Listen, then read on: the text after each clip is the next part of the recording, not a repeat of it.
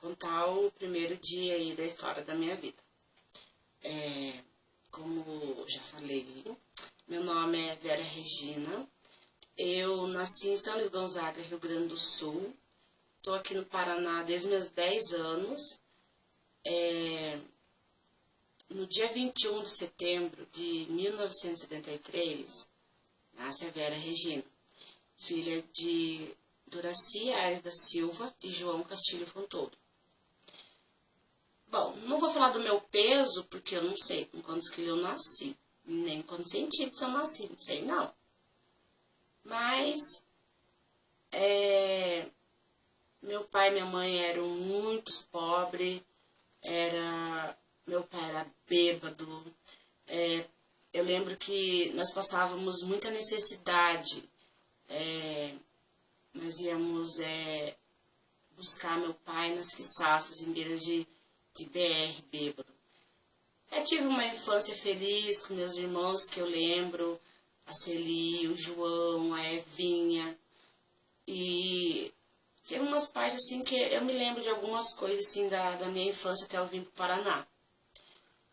Minha mãe era do lar, nós tínhamos uma vida assim bem difícil, uma casinha assim, era 2 peças a nossa casa, era um fogão com uma chapa em cima meio estranha, que eu não me lembro.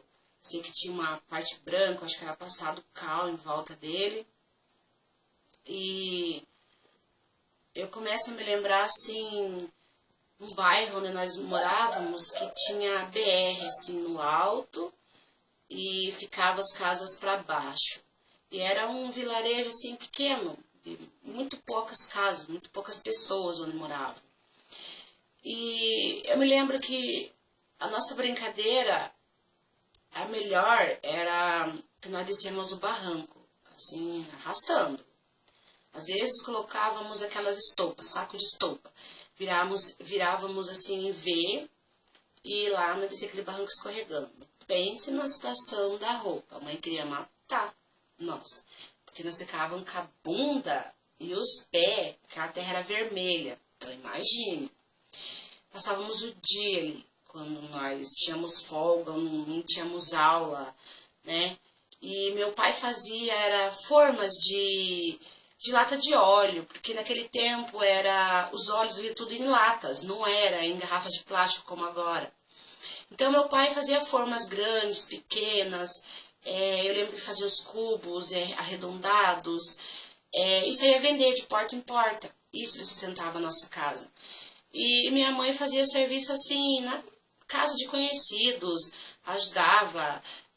Lembro que era meio que, eu acho que doméstico naquela época, não me lembro muito assim de muita coisa. E eu sempre andava junto com ela. Tinha minha irmã mais velha, eu, e a Evinha aí, um bebezinho pequeno que eu não me lembro quantos meses tinha. Então eu sempre andava junto com a minha mãe. Eu acho que tipo eu era meio que a companheira dela, por ser do meio. A Celi ficava com os outros 2 e eu ia junto com ela onde ela ia limpar, onde ela ia lavar, né? E aí eu tinha uns 8 anos mais ou menos que eu lembro. E a minha história, ela tem assim um longo tempo assim de dificuldade, de tudo que eu passei.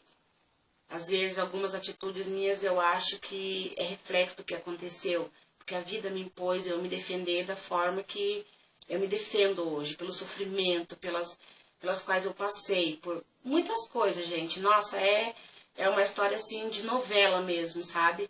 Então eu gostaria de contar para que as pessoas possam ter uma noção realmente de quem eu sou, né? E eu lembro que meu pai chegava bêbado e ele tava caído nas quiçaças, gente, coisa mais absurda. Com um pé de sapato aqui, outra colar, as compras todas espalhadas, né? Que ele vendia, ele trazia as compras para casa e minha mãe tinha que sair catar ele, aquele escurão na beira de BR, achar meu pai bêbado, caído nas quiçaças.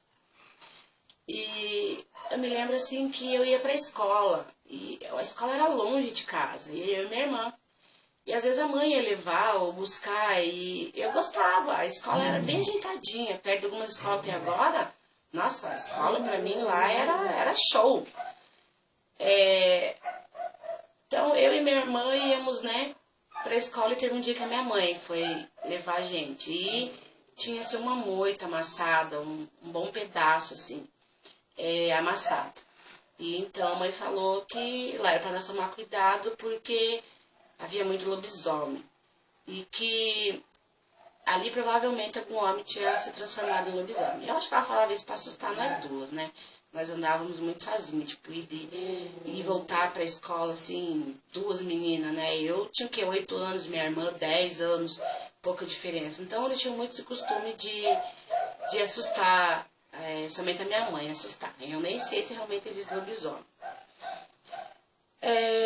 Aí o tempo foi passando e apareceu um casal nessa vila onde nós morávamos e eu tinha a minha irmã, a Evinha, e ela era bem loira, loira do olho bem claro. Meu pai era claro, branco com o olho claro e minha mãe morena, tipo índia assim. Eu me acho muito parecida com ela. Pouco que eu lembro dela, mas eu me lembro da imagem dela, olhar pra ela, eu sou bem parecida com ela. Apareceu um casal e, tipo, gostou da Evinha.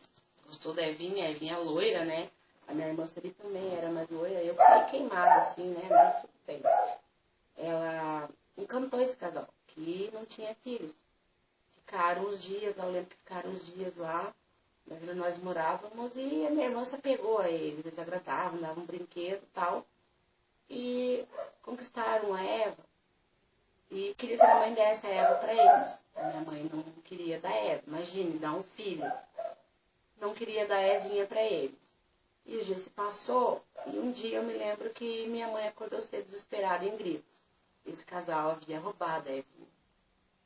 Procuramos, foi acionado a polícia, tudo. Eu lembro nessa época minha mãe chorava.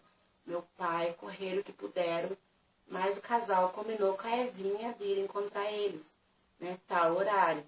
A Evinha já tinha, se não me engano, 6 anos, né? Não tenho muita certeza, mas era essa base que eu me lembro dela. Combinaram com ela, ela foi ao encontro deles, eles e a família desse casal ajudou. Eles roubaram a Evinha, nós nunca mais vimos ela. São Luís Gonzaga faz divisa com o Uruguai. Eles levaram a Evinha para o Uruguai. Para passar para o Uruguai, devido à situação da minha mãe e do meu pai, era muito difícil. Então, nós perdemos a Evinha até hoje. Nunca soube da minha irmã e eu me lembro, assim, apenas dela, uma menininha de 6 anos, loira. Bem diferente de mim e da Celi, que eram mais, né, morenas.